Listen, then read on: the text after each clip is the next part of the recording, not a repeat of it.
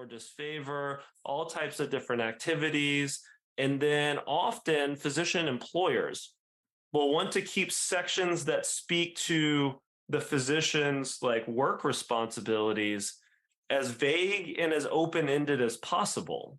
Because over time, if they have a need, then they might want to expand the physician's obligations and pay them the same or maybe less. So you're constantly in this like soft hug with your employer. Your employer is always just the nature of the relationship. They're always going to want the same or more obligations for the same or less compensation.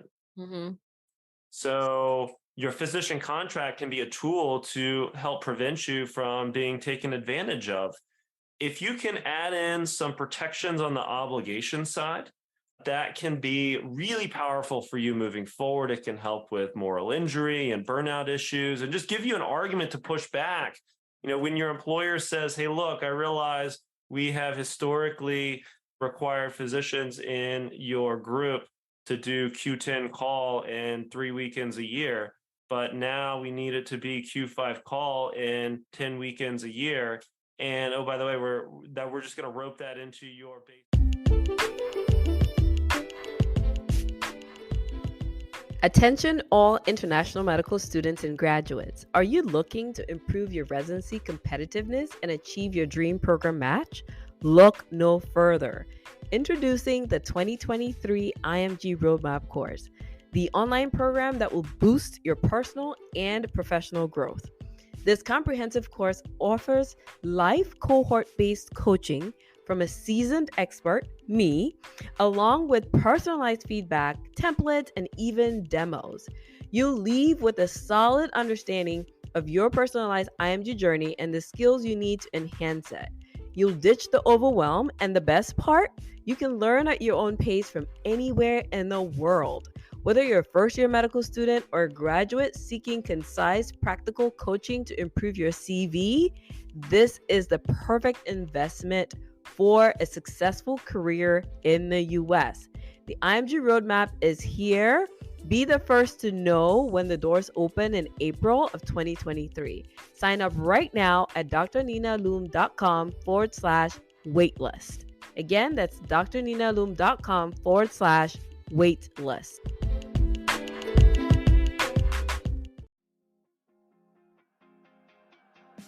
The IMG Roadmap is the only podcast dedicated to coaching international medical graduates in success blueprints for this unique pathway.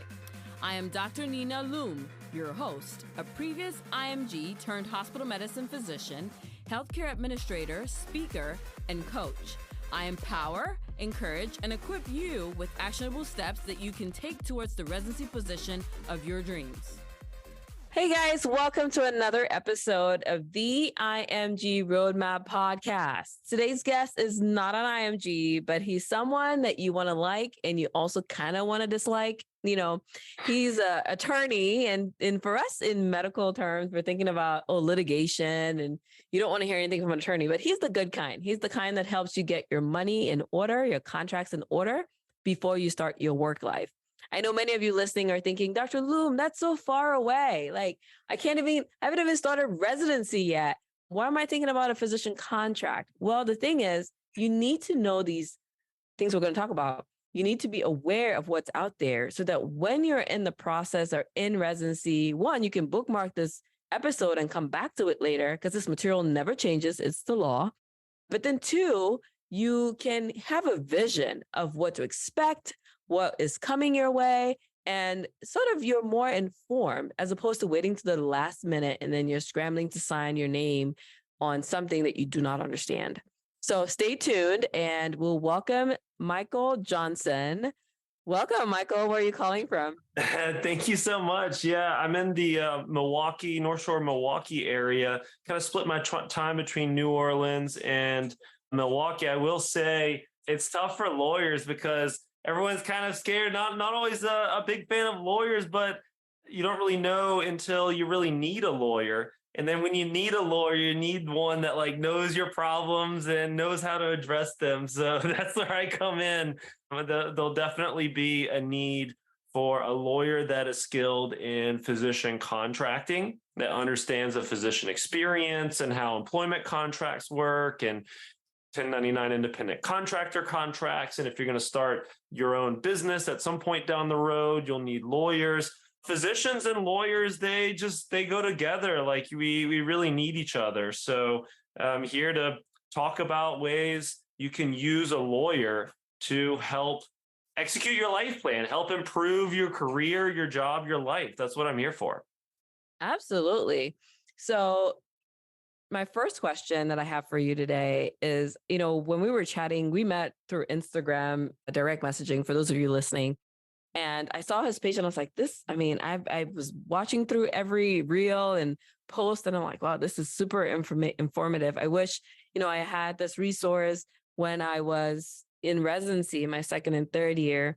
And so, I don't know if I sent you a message or how it all worked out, but then a couple of weeks later, one of my colleagues sent me a text like, you need to get this guy on your podcast. And I was like, okay, this is the affirmation that I need. But we were thinking maybe we should share, 3 things that physicians should be aware of before they sign a contract. And I know that there's going to be 2 categories to this, right? There's the residency contract, and then there is the attending contract, which is what a lot of us are really more so concerned for. But you can talk about, residency contracts. Are those even negotiable? And then we can segue into the final big physician contract. Yeah, so residency contracts, not a ton of negotiation with them. If you're an American citizen, then you might want to know whether your residency allows moonlighting during residency. That sounds crazy, right? Like, what are you talking about? Moonlighting during residency? I'm going to be so busy during residency. There are certain programs, certain specialties that will offer you a little bit more time, a little bit more balance. So knowing which ones you can moonlight in or not can be very helpful. My wife's a psychiatrist, and there are a number of psychiatry residency programs that will allow you to moonlight, I think, after the first year. So really your first interaction with more true physician contracts, like contracts that you have some leverage to say yes or no to and negotiate, that sort of thing, might come in a moonlighting position. If you're moonlighting, you want to watch out during residency. You want to watch out for some of at least the low-hanging fruit. We'll go through some of the low-hanging fruit issues. We'll talk about the 3 things that I think are maybe most important for you to grasp at this stage.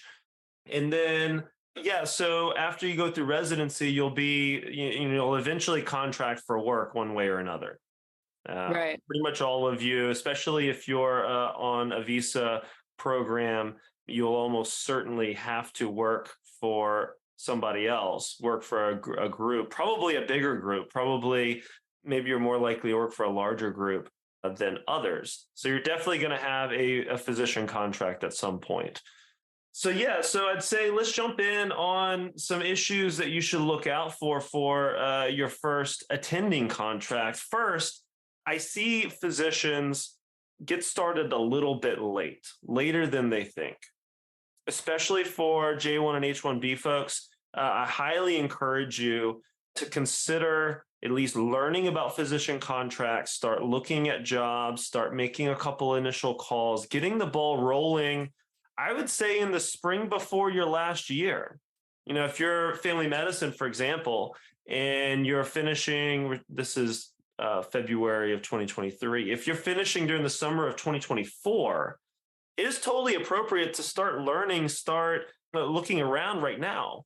Your timeline as a visa holder is going to be a little bit more restricted. You really need to have something locked in a little bit earlier than some of your other counterparts. And a lot of employers know that too. So they're also willing to talk to you, willing to work out contract issues, to interview you, to negotiate on a quicker timeline, earlier timeline than others. So I would say go for it. If you could refine my Instagram page at Physician Contracts sometime in the spring before your last year, that's a great time to learn about contracts. For folks that need a visa, there are some important restrictions to your contract. An important piece. So the first thing is the timeline, understanding how early you should start earlier than you think. But I'd say the second thing is understanding how you can terminate your contract. Terminating a contract is one of the most likely ways that you might call me or call another lawyer at some point in the future to defend a legal claim. Yeah. It's actually not like the non-compete, and not like everyone talks about the non-competes, but I end up dealing with more claims surrounding terminations than really anything else. As a visa holder for like your J1, H1B folks, it's going to be challenging for you to terminate your contract in the first 3 years. For folks that don't have those visa restrictions, you should have a termination without cause clause. Termination without cause. Okay. Yeah, without cause. So it's not like residency. It's not like you get stuck in this weird sorting hat that spits you out in some place that you're stuck for like 3 to 5 years. That's not how your first job out of training should be. You should not be stuck there for an extended period.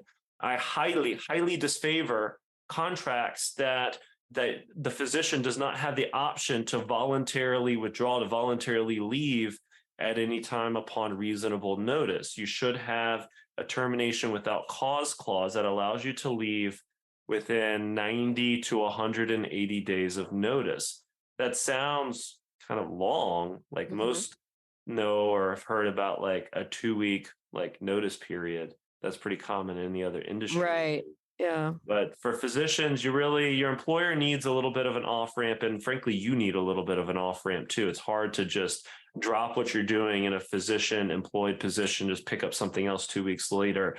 There's credentialing issues at hospitals. There's getting approved by various insurance payors and, patient abandonment issues. Like it's really hard to just stop and start jobs really, really quickly.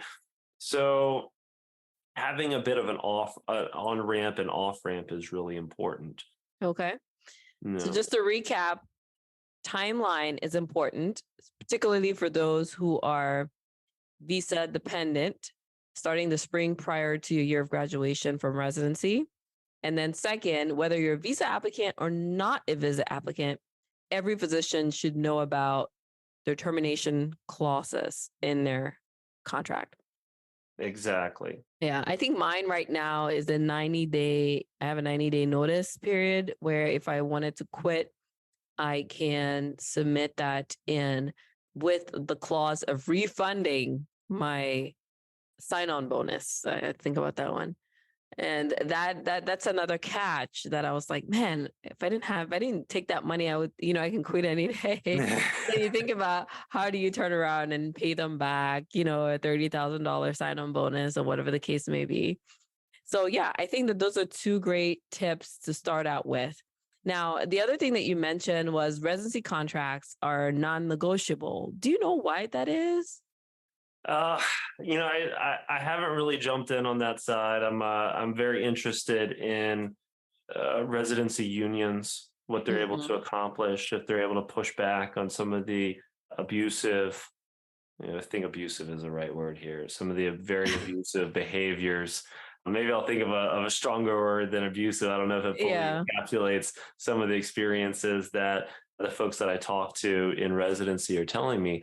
But I think that there are some efforts to improve the situation for residents and fellows, and that's totally appropriate. I don't get a lot of calls from folks coming out of medical school looking to negotiate their residency contract. That's not really something I deal with. Yeah. But I would say too, I would understand a little bit about that residency, like what their expectations are, what's expected of you for the job. I have talked to residents that are looking to change residency programs, go from one to another. So it's important to pull the employee handbook, any policies and procedures about transferring residency programs, and try to map that out. I think if you're going through that, consulting with an attorney that knows something about that can be very helpful to you. Right. And I think when we were chatting through Instagram, this was over a month ago, we talked about, the framework to sort of address physician contracts. And I think you mentioned three things, which I would like you to expand a little bit on today. Was one, you said it's important to understand how you're compensated. And then it's important to to understand what you must do to obtain that compensation, which I thought was ironic. But I'm like, it's true. You need to not only know how you're compensated, but what do I need to do to make sure I get the full compensation that is Correct.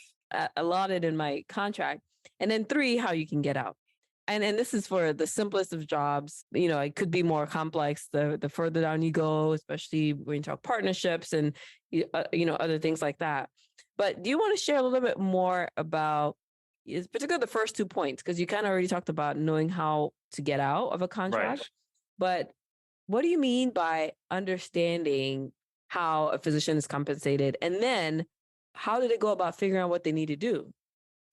It seems like such a simple question. Like, Michael, what do you mean that's hard to figure out? Like, that should be the easiest thing to figure out. Like, what are you talking about? What is in these physician employment contracts that figure out that simple question is hard, but it's actually really difficult. Compensation plans can be all over the place. They can reward or disfavor all types of different activities. And then often physician employers will want to keep sections that speak to the physician's like work responsibilities as vague and as open-ended as possible, because over time, if they have a need, then they might want to expand the physician's obligations and pay them the same or maybe less. So you're constantly in this like soft tug with your employer. Your employer is always, just the nature of the relationship, they're always going to want the same or more obligations for the same or less compensation. Mm-hmm. So your physician contract can be a tool to help prevent you from being taken advantage of. If you can add in some protections on the obligation side, that can be really powerful for you moving forward. It can help with moral injury and burnout issues and just give you an argument to push back. When your employer says, hey, look, I realize we have historically required physicians in your group to do Q10 call in 3 weekends a year, but now we need it to be Q5 call in 10 weekends a year. And oh, by the way, we're just going to rope that into your base salary, and there's no additional compensation for that. Yeah. You're like, wait, what? So then you go to your contract and it says, call shall be determined in the sole discretion of the employer. Weekend call shall be determined in the sole discretion of the employer. Looking very closely at how your employer could unilaterally expand obligations and kind of thinking through some some scenarios can be very helpful during the process that you'll go through with figuring out what job you want to take and negotiating your contract. I encourage everyone to actually negotiate their contract, not just sign the first contract, the first offer that's put in front of them, but understand it and negotiate it. But a great area to negotiate is try to narrow the additional work your employer can require you to do for no additional compensation. I see this a little bit too with like teaching responsibilities or administrative duties or supervision requirements, potentially for NPs and PAs, or maybe in the family medicine practice, some collaborative responsibilities, note obligations, that sort of thing. You're looking at this, you're like, man, I don't know.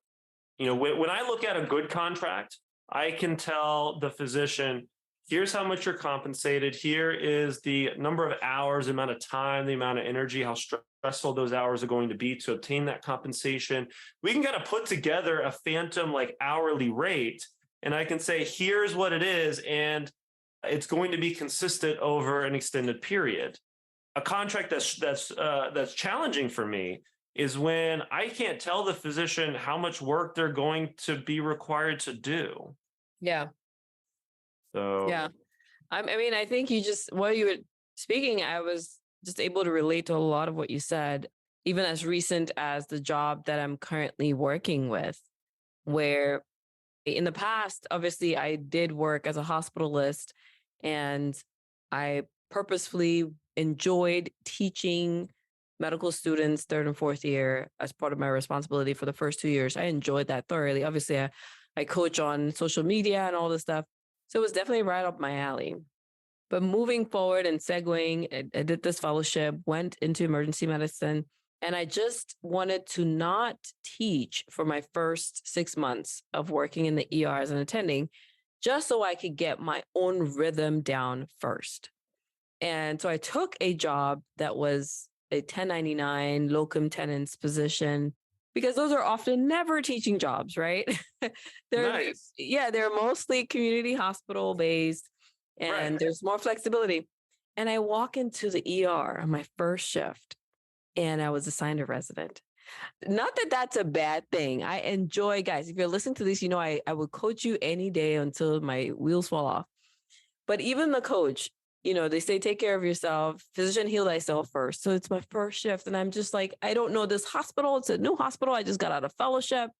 Let me figure my bearings, right? And my contract didn't have anything about teaching on there. And I love teaching, but we have to remember, this is teaching in September, right after we just had our new influx of interns, which teaching an intern is different from teaching a third year, because you have to, for the way I teach, I sit down and I talk and I take you to the room and I take the time to show you what we're doing. And so I could spend 30 minutes, an hour teaching on one patient case to a student, just so I make sure that they get it, or an intern, which for a third year, you may spend 10, 15 minutes just kind of talking to them really fast and letting them handle the rest of the thing. So it was a little bit difficult for me, because I have to see, in my mind, I wanted to see 2 patients an hour Right. so I can meet my productivity as well. But then now having to teach means I wouldn't be able to see 2 patients an hour.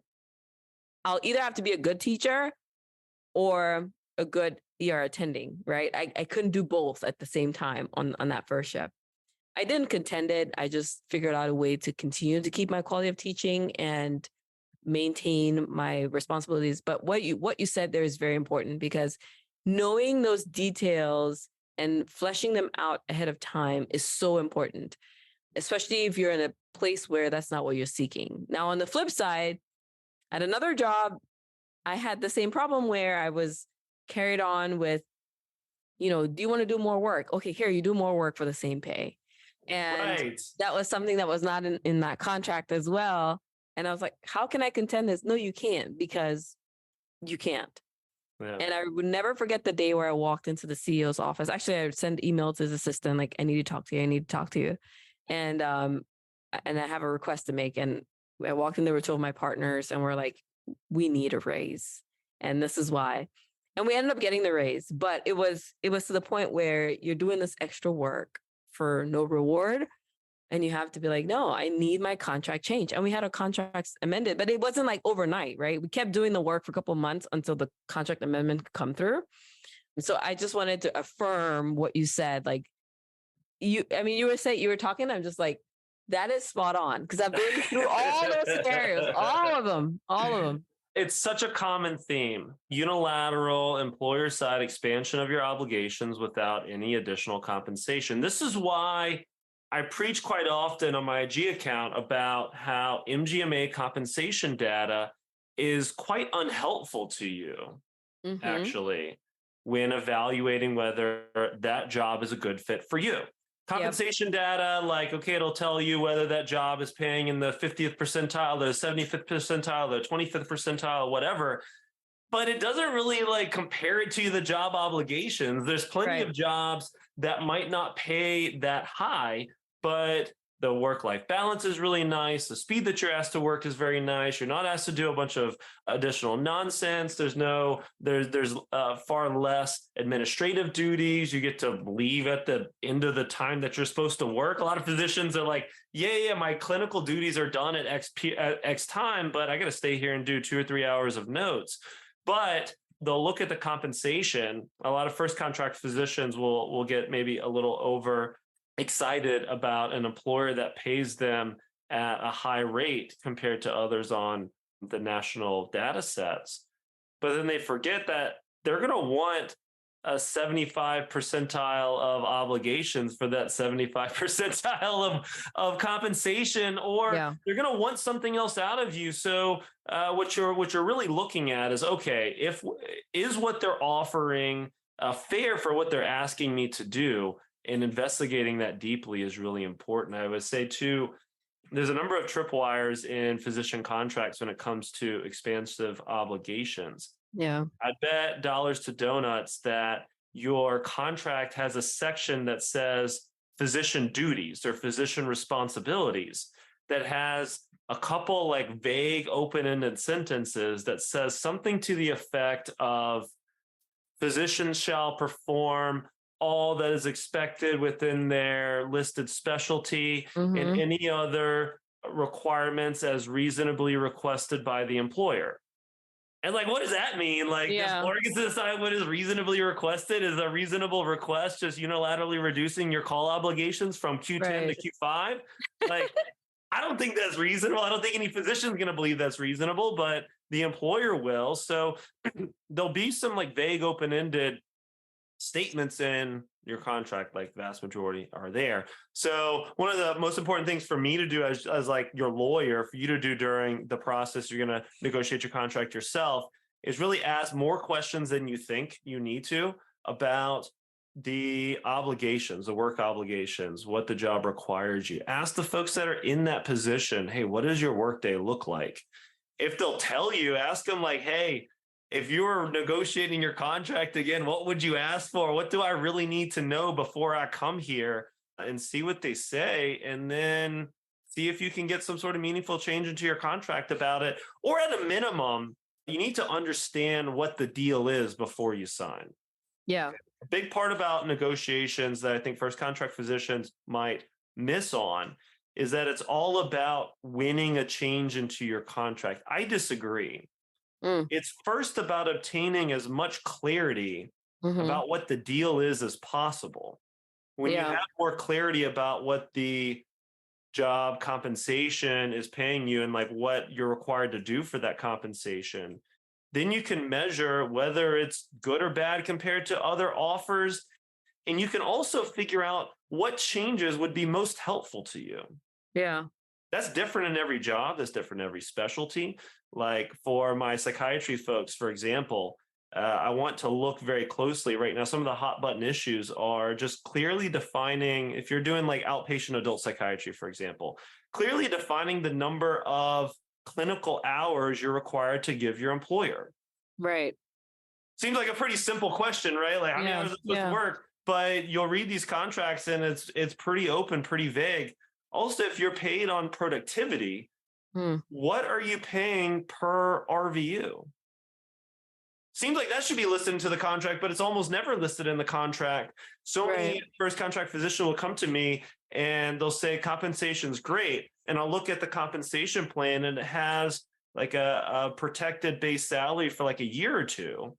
And then it'll say something open-ended like compensation after the first, protect the first term shall be determined by the sole discretion of the employer. And it's like, I'm signing on to a contract and you can't even tell me what future comp is going to look like.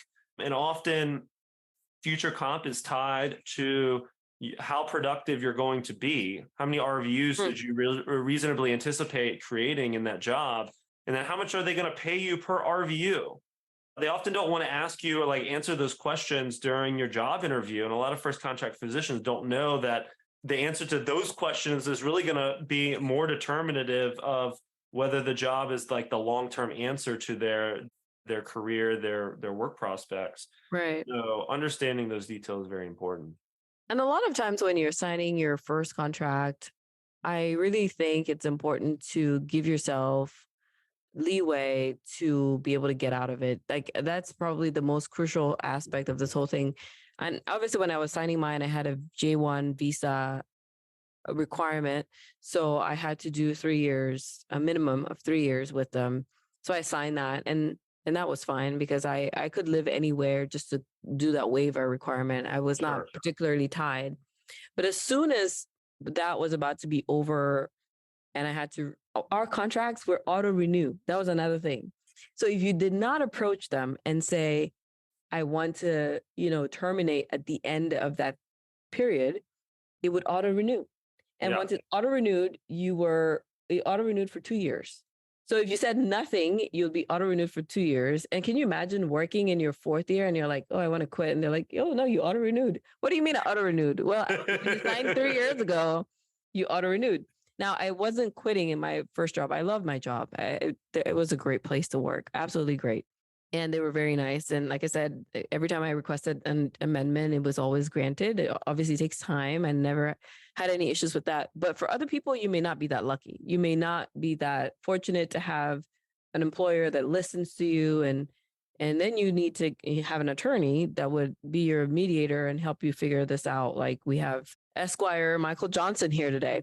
So I think that's absolutely crucial. On your first contract, make sure you understand how you can get out. I like that's the key take home point that I'm taking from what you're telling us today, amongst all the other great information.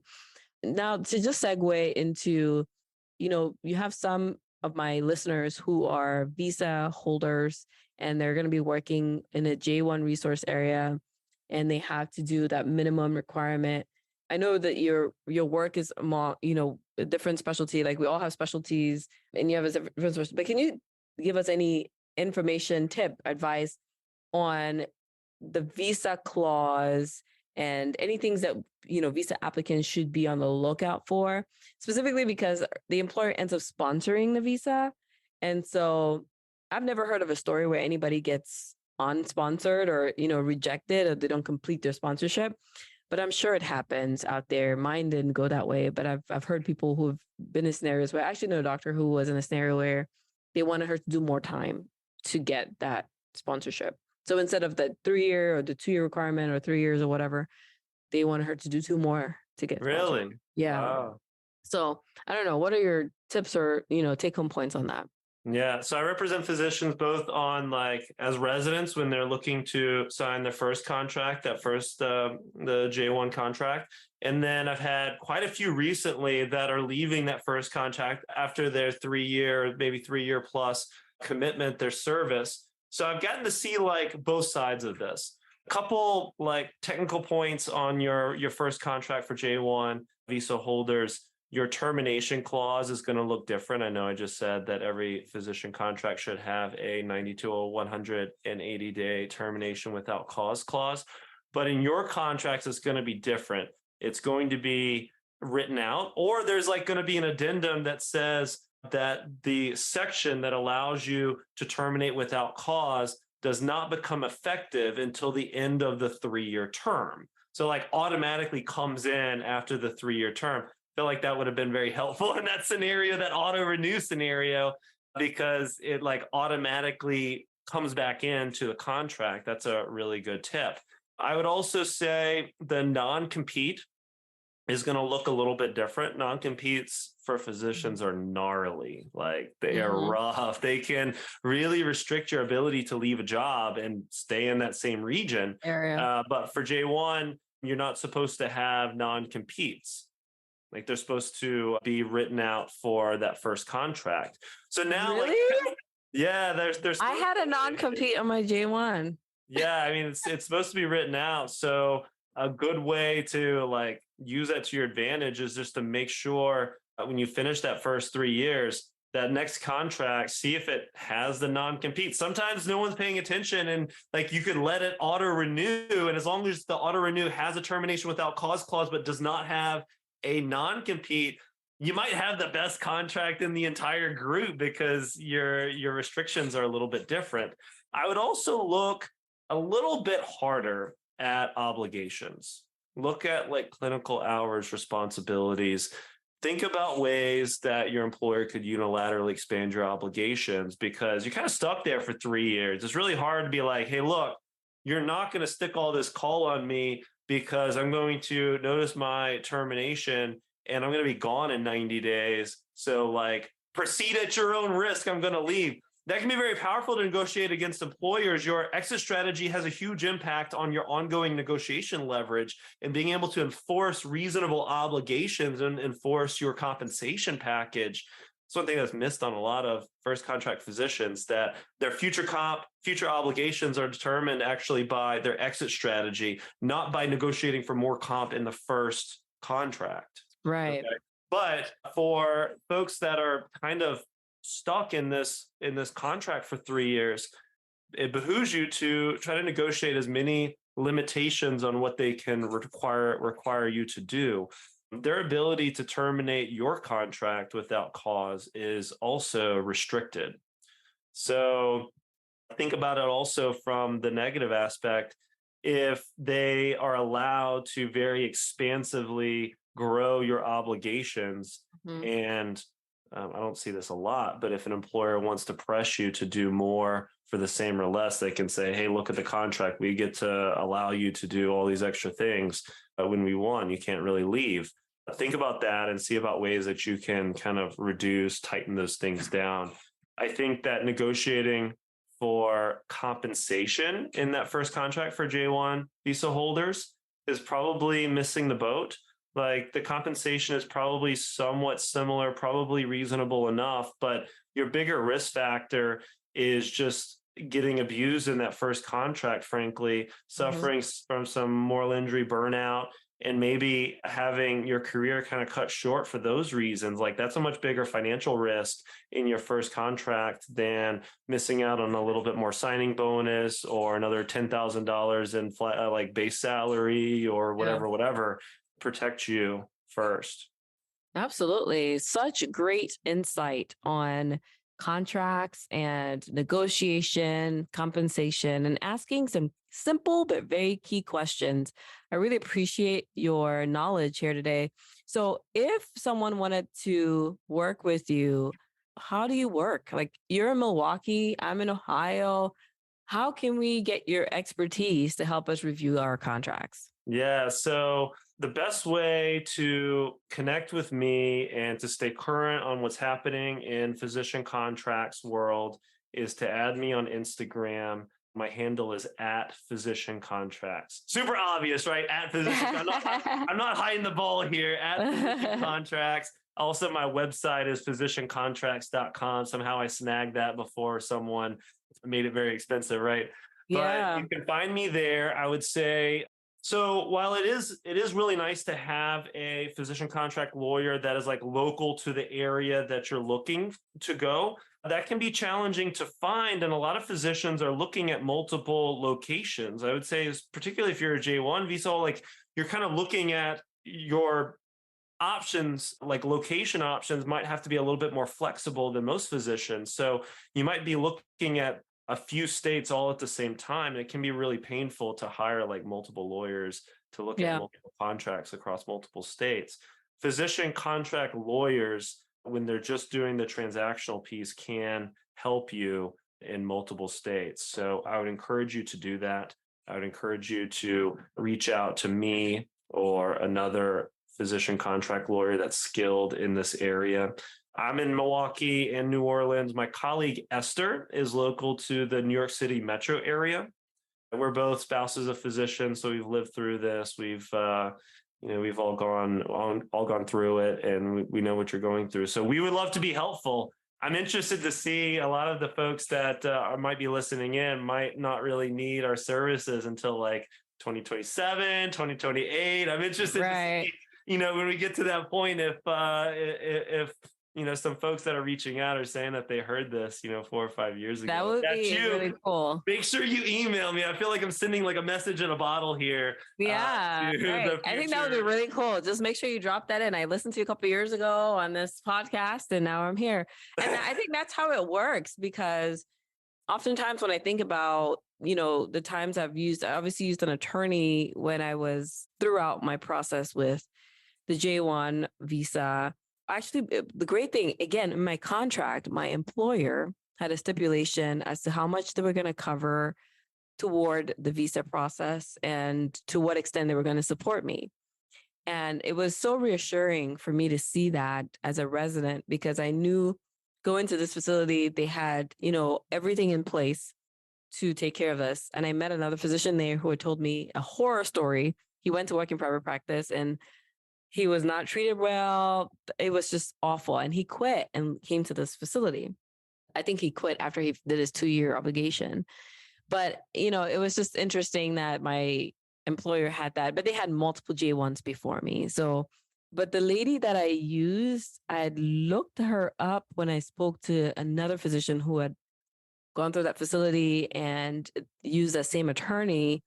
And she was out of New York, but for some reason had this contract in Kentucky and had maintained it for several physicians before me. And so coming in, it was easy for me to pick her because I'd heard about her beforehand, seen her work in other people's lives, I guess. So to a certain extent, if you're listening to this and you're thinking, okay, well, I don't need him now, but 2 years from now or 3 years from now, I will need someone. Don't underestimate what reaching out now could do for you. It could just set a foundation for saying, hey, I listened to you and I'm interested. It'll be 3 years before I circle back. But honestly, like you'll be surprised when you go in your email and you look back and you're like, hey, no, even just now, our conversation, our Instagram messaging was in December and I'm able to make reference to it in February. So you just never know how far contacts and networking will get you. Doesn't hurt to reach out early. I agree. It brings to mind one, I guess, prospective client at this time. He reached out kind of way in advance and looking for a J1 visa spot and was like kind of wide open. And I get a ton of like different opportunities that come across my desk. I get like recruiter emails. I see job postings. I see all kinds of stuff. So I've just been like sending him the most attractive J1 options in a specialty just because like it stood out. And I remembered, don't underestimate the value of just networking, especially in the physician world. I don't know how much I can help you, but it can be very valuable. So I agree. Absolutely. Yeah, guys. And on that note, we're just going to say, in light of speaking about starting early, the IMG Roadmap course is landing in April of 2023. If you want to be a part, go to drninaloom.com/unmatched. It's a part life coaching and part online program. And I'll be happy to help you as you prepare to be matched. Actually, don't do unmatched. Let's do drninaloom.com/waitlist. Okay. Unmatched is for those who did not match. But thank you guys for listening and for sticking with us and for being inquisitive about your future physician contract. I know you'll need one. We all need one, at least in the beginning. And even if you think, oh, I'm going to private practice, well, you'll still be employing other people and you'll still need to know, you'll still need legal consultation to open a private practice. So no matter what way you go, we cannot run away from the attorneys. Thank you for listening and thank you for coming on, Michael. It was my pleasure to have you. Thank you so much. This is a blast. Thank you. All right. Look at you. I'm so proud of you for listening until the very end. And because of that, you deserve a reward. And I want you to go right now to drninaloom.com and download any of my free ebooks, whether it's for electives or clinical rotations, or even just whatever trials come your way as you navigate your IMG journey. Stay tuned for another episode coming up next.